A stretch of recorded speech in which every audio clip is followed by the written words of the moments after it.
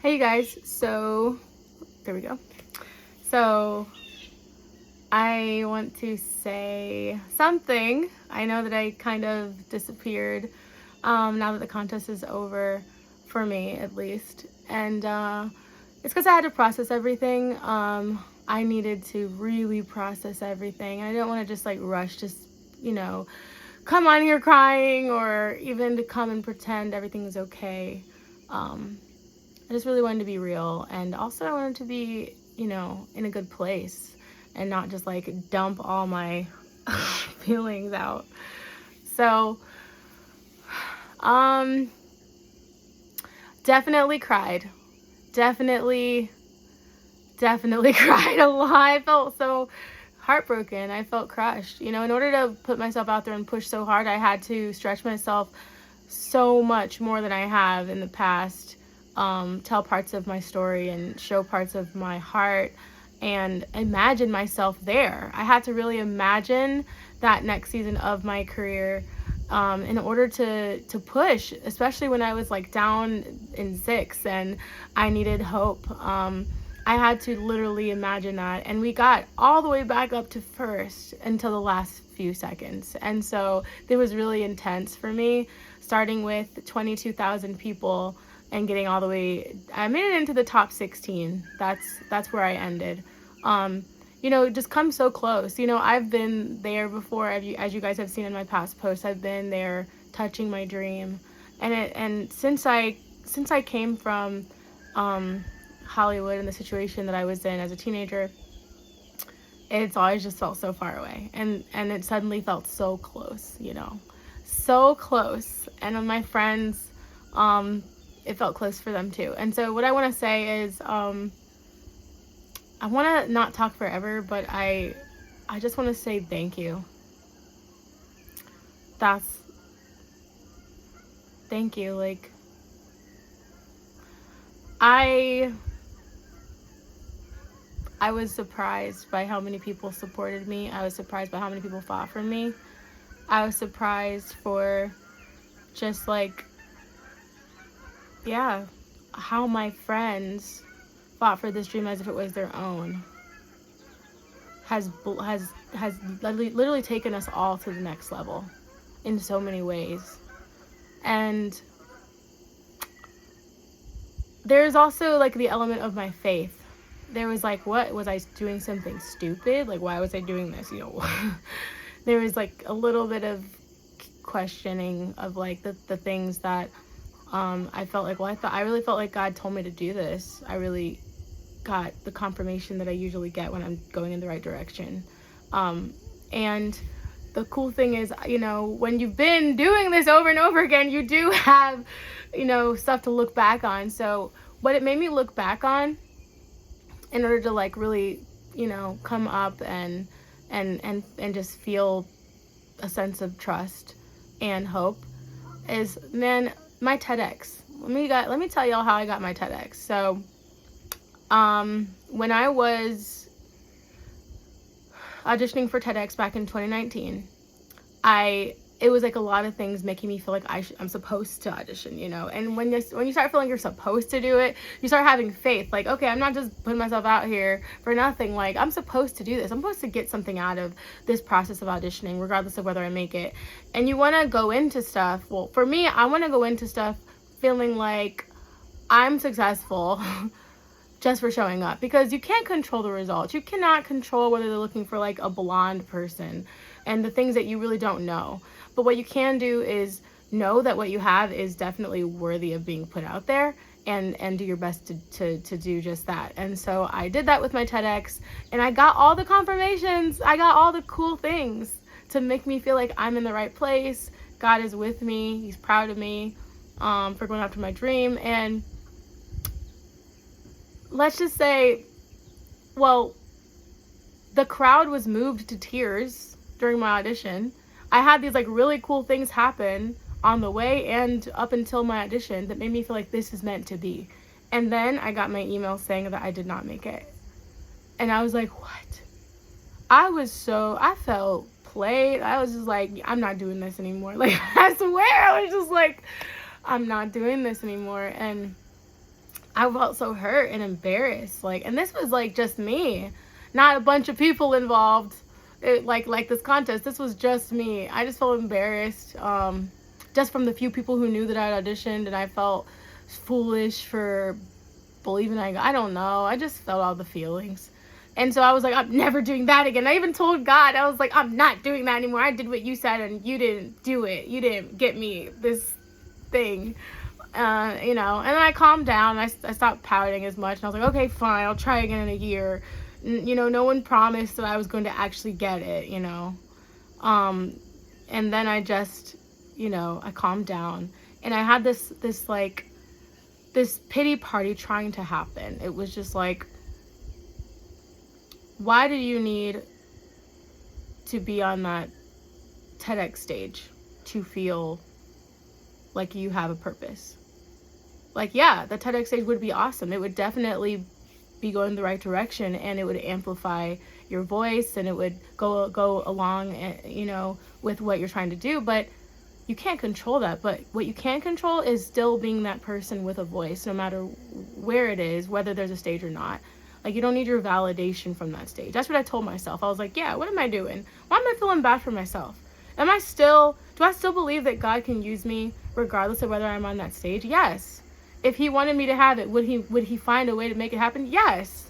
Did I do my best? Absolutely. Should I be embarrassed? No. And I just was like, you know what? I'm going to kick this pity out I don't want it in me. And so there was this thing called the Big Table. I think it's called the Big Table or something like that. It's coming up actually soon.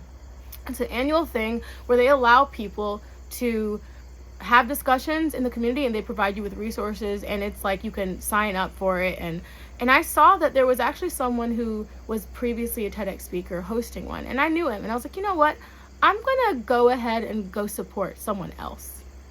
I'm going to get myself off my mind, and I'm going to go support him, and I'm just going to be part of the discussion. I'm going to be a nobody, because I need to remind myself that, like, everyone has a voice. You don't need a big stage to use it, and I'm not about to sit here and feel sorry for myself like I failed. So I showed up, and it was perfect because it was in my old neighborhood. So I was like, it was in my hood. It was a coffee shop that was kind of new. I had never been there before, so I was excited, and I was like, see, this is me. You know, I felt nostalgic returning to my neighborhood, and I just felt so good. And then they started talking about trauma and generational trauma, which is totally my thing. And so I just piped in, and I just started like saying stuff. And okay, so what I left out was, up until my audition, all these people randomly kept saying, you should do a TEDx. Like, whenever I would talk, they go, you should do a TED Talk, you should do it, blah blah blah. And I'd be like, okay, I'm gonna do it.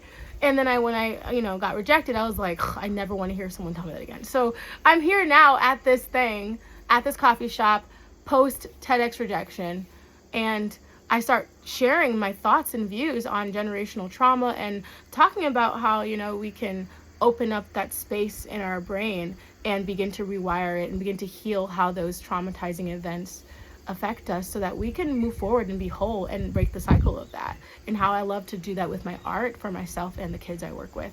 And then this lady was like, you should do a TED Talk. And I was like, oh, stop it. I tried already and I got rejected. Like, I was just like, little do you know, you know? And she was like, so try again. And I was like, I will. I'm like, well, next year, you know? She's like, no, try now. And I was like, but it's over. And she's like, no, there's another one. It's the Columbus Women's one. It's right after the regular Columbus one. And I was like, I don't. And I was thinking in my head, like, I can't face rejection that soon.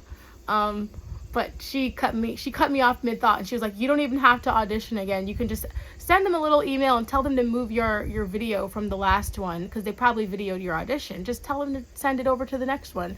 It's fine. And I was like, oh, okay, fine, whatever. So when I get home, after having a great time, I send a quick email, you know, and I literally forgot about it. And then October 21st, I remember I got an email, and it was like, out of the over blah blah blah auditions, we would love for you to come present. And I was like, and I remember dancing. I was on my way to Walmart. I got out the car in the parking lot and started praising and dancing, and just like praising Jesus. And that's not even the coolest part, y'all. So the cool part is, I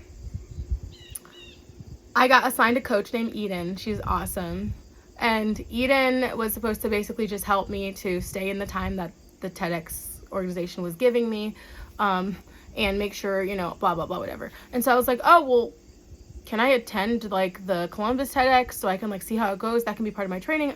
Honestly, I just wanted to go for free because it was like $100 tickets. And so she was like, yeah, I can make that happen. So she gets me a ticket. I sit up front, super close. I'm just like watching the whole thing, like, I'm gonna be up there. I'm like a little kid, And I remember there was even a lady who was doing a dance demonstration who needed volunteers, and I ran up on stage. I was like, this is me. I'm gonna be up here officially, like come October, whatever. And I enjoyed it. I enjoyed the whole thing. I celebrated the people I knew that were up there, and I just like, wow. And then at the very end, this woman gets on stage and she goes, I don't normally come on here and I don't normally show my face at these things, but I just have to say, I'm so proud of every single one of the speakers.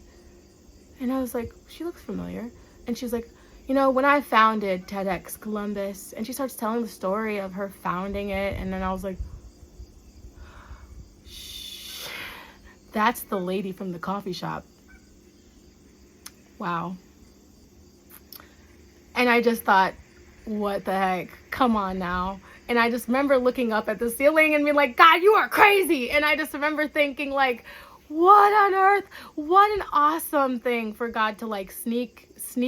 He's so sneaky. I feel like he like sneaked that in there. He's like, by the way, that woman, she's the person in charge. And if I would have, and it just ministers to me now because I love that moment where I decided like I'm not going to become a hater. I'm not going to have a pity party. I'm not going to wallow in this rejection feeling. I'm going to continue being who I am in my community. I don't need a big stage, and I'm going to kick this feeling out. I remember taking that stance just between me and God, and then all of a sudden God was like, surprise, just kidding, you really are going to do this TED Talk. Like, I was just like, what? And it just blows my mind. And that just shows me that like when God tells us to do something, and it's not necessarily about the result we're going to get of that thing itself, but it's usually the thing that's going to happen inside of us. And what I processed while I was sorting through, the truth is, after I lost, I mostly felt horrified. I felt horrified for all the people who invested in seeing me win. Mostly they were my close friends. I started a little chat. It was like this like guerrilla warfare chat of strategizing the votes, and we got so close to winning, and all of them believed that I was gonna win. They all had different roles. I mean, they were militant about it. Some of them hung posters. They were traveling. Some of them hung posters in California and Wisconsin. And some of them called me and developed a battle strategy, like, hey, make these videos. Those videos I made were someone's idea, and other people were just like calling me and staying on the phone and hanging on the phone with me and staying awake and encouraging me and pumping hope into me and saying, you deserve this. This is your moment. We're going to do this together. You're not alone. And I've never felt so much love in my life. And I think it stands out so much because I did not have that before. And it shows me how far I've come, and it shows me what God has done in my life, the people he's put in my life. And the truth is, I just didn't want to disappoint everybody. I did not want to face everybody. And I felt so vulnerable, like I had gotten so vulnerable. And I had finally, told a lot of parts of my story, and I just was like, man, I looked so dumb running around the cornfield asking for votes. I just like, but the truth is, you guys, I just received so much love, and every single person, the main people that like gave so much, the people I thought were gonna feel like resent me or feel stupid or be angry with me, they were the main ones that were like, Gabby, we did not lose. So much happened inside of us. I'm so inspired. They were like, you're my hero, Commander Princess, we got your back, this is just the beginning. And I was like, I've got awesome friends. Like, why do I have good friends? Like, when did this happen? I just look around and I have a family they're just like all in. We all have these dreams. We all believe in each other. And this is, I don't know if I would never known unless I had this experience that I really have that. And one thing that really got me, because I literally had that moment just like after the TEDx, but it was such a deeper moment of rejection because it was like in front of everybody this time. I was just like, I'm done. I don't want to do this anymore. I just want a normal life. I just want a normal life. And then my friend was like, he called me and he was like, the only thing that would ever disappoint us is if you gave up. And I just was like, okay. And then all of them reminded me, like, you're still doing what you're supposed to do. You're still doing your calling and your purpose. F that stage. Like, it's okay. They're missing out. And I'm like, yeah. And I don't really know if that's true, but I do know. I mean, I do believe that. I do believe that I was going to do something amazing on that stage. I do believe that my intentions were so pure. Like, the songs that I wrote that I wanted to perform on that stage, they pulled me out of those dark places, you know. And but thankfully, like, I think there's an illusion. I do believe, like, bigger can be better. I do believe influence, the more influence you have, the more hope you can spread and all that. But I believe that there's just, everyone has their purpose, you know. I don't know necessarily how big or small I'm supposed to be. All I can do is do my best to do the most that I can with the resources I have. And that's it. And I feel that I'm doing that. And so for the most part, I learned that through this, sorry, I got a little distracted. For the most part, I learned that through this process, like, it's okay to fail. I don't know, my friends don't feel like I even failed. And to be honest, I don't feel like I did either, because I couldn't control that contest wasn't based on talent at all, you know? But what I did find was that I'm capable of being more brave than I was in the past, and I will continue to get more brave. And my friends are the most amazing people in the world, and my family, there's just so much. I just feel like this did so much in me, and I'm just ready to put out more music. I'm ready to keep working, because the most important thing is for me to keep doing what I'm doing, regardless of whether I have a stage. And so, speaking of stages, even though I won't be on the giant stage where Kelly Clarkson will also be performing, I will be throwing a concert October 29th with Transit Arts. Jackie Calderon has been doing a concert series of all the kids who are now growing up from her program, and to showcase, like, what they're doing now with the community. And so now it's my turn. So it's perfect timing, because it's just a big thank you concert to everyone. Every single person who voted for me and who watched my journey, who shared a post. I hope you guys all come out. It's free. And I'm going to just share what I've been working on. And I just want to thank you guys in person. So, yeah, thank you guys so much. I hope I did a good job with this video. It's kind of long. I didn't even tell you, like, all the worst parts. Like, honestly, I was really just dead. I was, like, dead after that happened, after I lost. But yeah, everybody has convinced me that I have not lost, and I believe them. I believe that this was just another really cool part of my story. And truthfully, my definition of success, I'm not trying to sound cheesy, like, getting on that stage feels so temporary. I have literally already been famous before, and I know for a fact that it's overrated.